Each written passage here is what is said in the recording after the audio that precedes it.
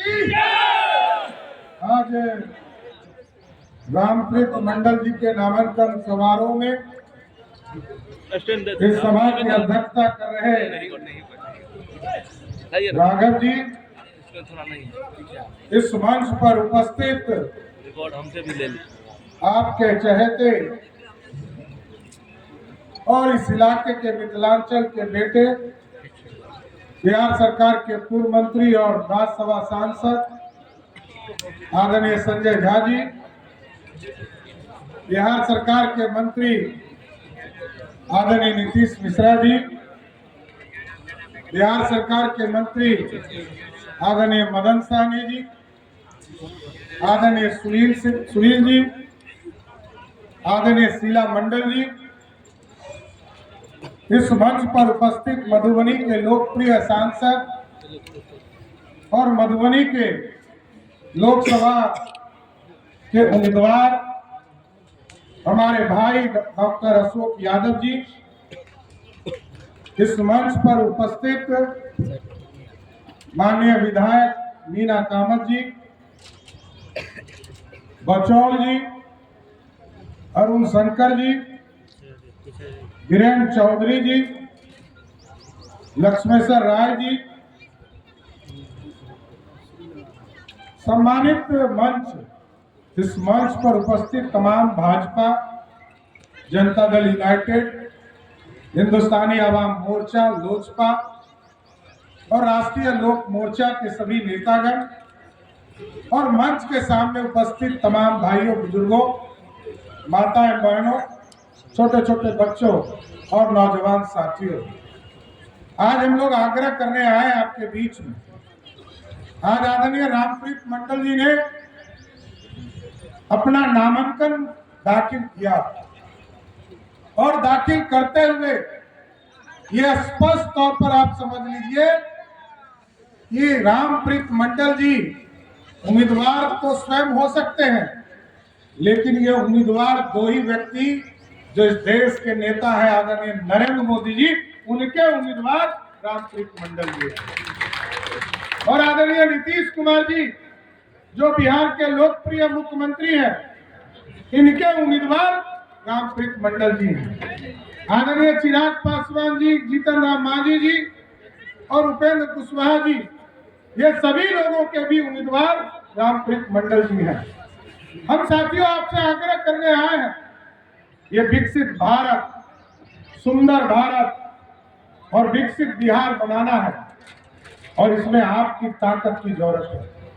प्रधानमंत्री जी कहते हैं कि ये देश तभी बढ़ सकता है जब आपका आशीर्वाद मिले, आपके आशीर्वाद से यहाँ सांसद विधायक जीत कर जाए और हम सरकार बनाकर देश को विकसित बना सकते हैं।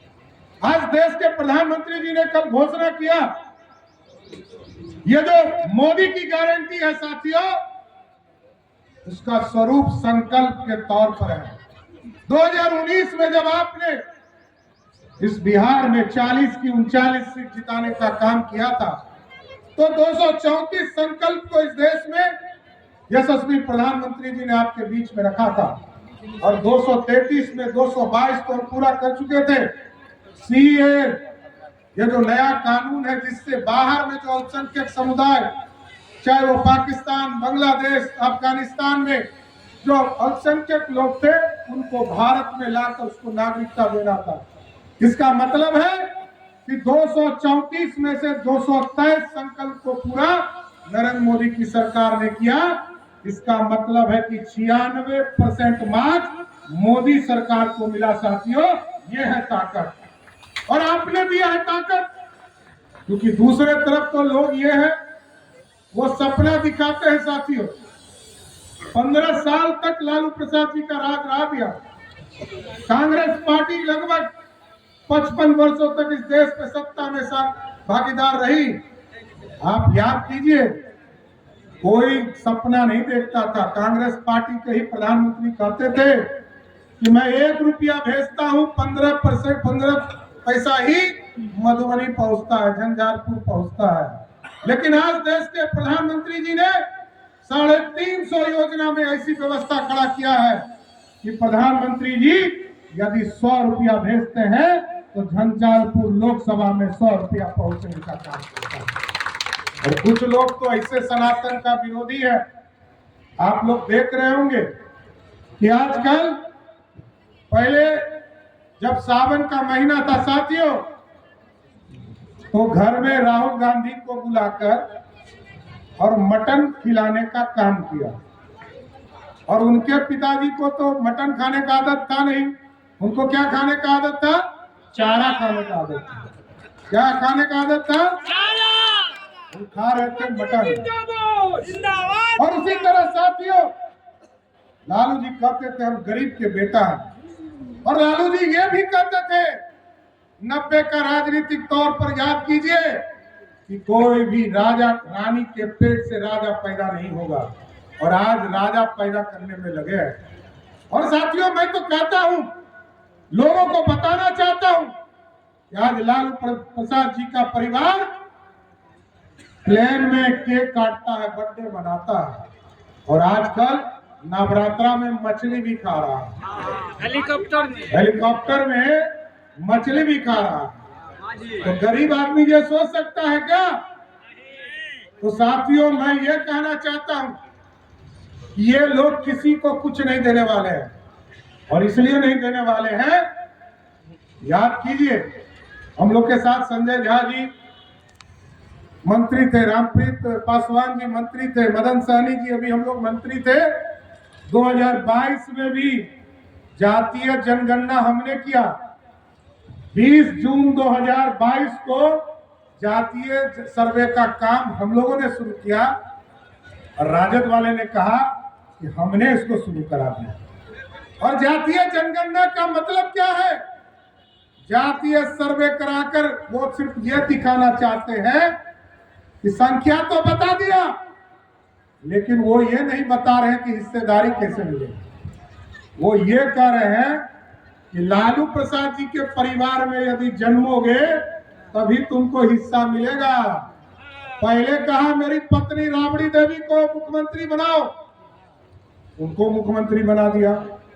फिर कहा मेरा बेटा क्रिकेट नहीं खेल पाया, ये पानी ढोता है, इसको उप मुख्यमंत्री बनाओ, उसको बना दिया। फिर कहा मेरा दूसरा बेटा जो बड़ा बेटा है ये अपनी पत्नी को मारता है, अत्याचार करता है, इसको मंत्री बना दो, उसको बना दिया। फिर कहा कि मेरी बेटी लोकसभा का चुनाव हार गई, अब उसको राज्यसभा भेज दो, फिर लोकसभा का चुनाव लड़ा। और आजकल एक बेटी को टूरिस्ट बनाकर सिंगापुर से बुलाया है। और उनको याद नहीं है लालू प्रसाद जी को, उन्होंने छपरा की बेटी और जो दरोगा बाबू की पोती, उसको कैसे अत्याचार करके घर से बाहर निकाला। छपरा की बेटी, बिहार की बेटी को लालू प्रसाद जी का परिवार घर से बाहर निकालता है साथियों। लेकिन टूरिस्ट बेटी जो दुनिया में बाहर रहती है, ऐसा आराम का जीवन जीती है, उसको कहते हैं कि आके लोकसभा बुलाओ। लेकिन साथियों, मेरा प्रश्न दूसरा है। मेरा प्रश्न है कि लालू प्रसाद जी ने तो 4 बेटा बेटी को सेटल कर दिया, जो 5 जो बेटी बच गई है, इसको कब टिकट देंगे? भाजपा तब तक न्याय मांगते रहेगी जब तक वो 5 बेटी को न्याय नहीं दे देगी। साथियों, इसलिए आग्रह करने आया हूं, ये किसी को आरक्षण देने वाले नहीं है, ये सिर्फ अपने लिए आरक्षण देने वाले हैं, अपने परिवार को आरक्षण देने वाले। और नहीं तो याद कीजिए, 1990 से लेकर 2005 तक एक व्यक्ति को आरक्षण दिया। कर्पूरी ठाकुर जी ने आरक्षण दिया था 1977 में, जब अति पिछड़े को आरक्षण दिया, सामान्य महिलाओं को आरक्षण दिया। लेकिन लालू प्रसाद जी के 90 से लेकर 2005 तक एक व्यक्ति का नाम बताइएगा जिसको आरक्षण मिला। लेकिन भाजपा और जनता दल यूनाइटेड जब जब सरकार में रही है सब, तब तक हम लोगों ने आरक्षण दिया है। चाहे वो 1952 में पहली बार लोकतंत्र स्थापित हुआ हो तो डॉक्टर श्यामा प्रसाद मुखर्जी ने समर्थन देकर इस देश में आदिवासी और दलितों को आरक्षण दिया। और कर्पूरी ठाकुर जी मुख्यमंत्री बने, तब भी पंडित कैलाशपति मिश्र जी ने जनसंघ के रूप में अति पिछड़ों के सम्मान के लिए, कांग्रेस पार्टी गाली दे रही, कांग्रेस पार्टी पानी पीकर गाली दे रही थी, और मंडल भी हम हैं और कमंडल भी हम ही है, एकदम स्पष्ट रहिएगा। मंडल भी हम ही लाए थे 1990 में जब बीपी सिंह की सरकार थी, तो 84 सांसद भारतीय जनता पार्टी का था, 200 सांसद कांग्रेस पार्टी का था, लेकिन कभी समर्थन नहीं दिया साथ। और इस देश में कभी दलितों को, पिछड़ों को और याद कीजिए, इसलिए मैंने कहा कि लालू प्रसाद जी के 15 साल में किसी एक वर्ग को आरक्षण नहीं मिला। उसका कारण है 2001 में मुखिया का चुनाव हुआ, ना दलित को आरक्षण मिला, ना पिछड़े को आरक्षण मिला। 2002 में नगर निकाय का चुनाव हुआ, कोई शहर में ना मेयर के चुनाव में आरक्षण मिला, ना वार्ड पार्षद के चुनाव में आरक्षण मिला। लेकिन आदरणीय नीतीश कुमार जी, आदरणीय सुशील मोदी जी के नेतृत्व में जब आपके आशीर्वाद से बिहार में सरकार 2005 में बना, तो पहली बार मुखिया के चुनाव में भी आरक्षण देने का काम एनडीए की सरकार ने किया। और हमारी महिला बहनें, हिंदुस्तान में पहली बार एनडीए सरकार ने तय किया कि हम 50% आरक्षण देंगे। और आज हम गर्व से कहते हैं 50% तो आरक्षण है, 59% मतलब 60% लोग हमारी महान बहनें चुनाव जीत कर आती है एनडीए की ऐसी सरकार। यह है नारी शक्ति को बढ़ावा देना। और आज मोदी जी को धन्यवाद देना चाहते हैं। आदरणीय मोदी जी ने इस देश में लोकतंत्र में पहली बार, सब कहते हैं कि हमारा सपना था, कांग्रेस पार्टी कहती है हमारा सपना था कि महिलाओं को आरक्षण मिले।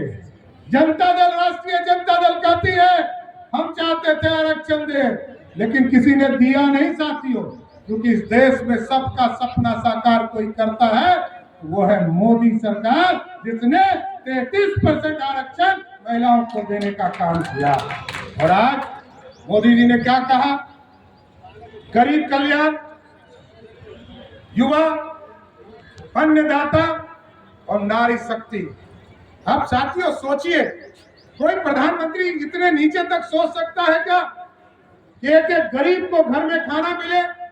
ये कभी किसी चिंता नहीं किया होगा।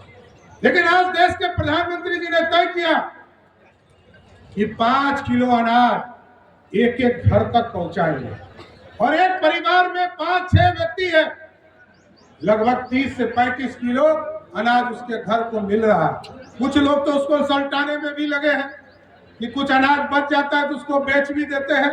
लेकिन साथियों, मैं स्पष्ट तौर पर बताना चाहता हूं, मोदी जी की गारंटी है और अब तो नीतीश कुमार की भी गारंटी उसमें साथ हो गया है। जिसको 5 किलो अनाज मिल रहा है, कितने लोगों को 5 किलो अनाज मिल रहा है? हाथ उठाइए। अब आपको गारंटी है 5 किलो अनाज भी मिलेगा। और मोदी जी की और नीतीश कुमार की गारंटी है कि 5 लाख का इलाज भी आपको नीतीश और मोदी की सरकार देने का काम करेगी। ये स्पष्ट तौर पर दिखता है साथ। यह है लोकतंत्र। और जिस तरह टेंट में आप बैठे हैं ना साथियों, प्रभु श्री राम जब देश में यशस्वी प्रधानमंत्री जी 4 करोड़ से अधिक लोगों को पक्का मकान दे रहे थे, तो प्रभु श्री राम भी अयोध्या में बैठकर इंतजार कर रहे थे कि हमको भी कोई भव्य राम मंदिर में ले जाए। और आपने देखा, आपका आशीर्वाद था, आपने न्याय किया। और जब आपने 2014 और 19 में यहां से सांसद बनाकर भेजने का काम किया, तो भव्य राम मंदिर अयोध्या में स्थापित करने का काम किया। आज प्रभु श्री राम भी इंतजार करते करते थक गए थे और लोगों को इंतजार था कि प्रभु श्री राम भव्य राम मंदिर में जाए। इसलिए साथियों, लोगों की चिंता करनी है कि आज किसी भी स्तर पर आपको ये सोचना पड़ेगा। लोग आजकल कह रहे हैं कि संविधान बचाना है, कोई दिक्कत नहीं, खाना लेने दीजिए।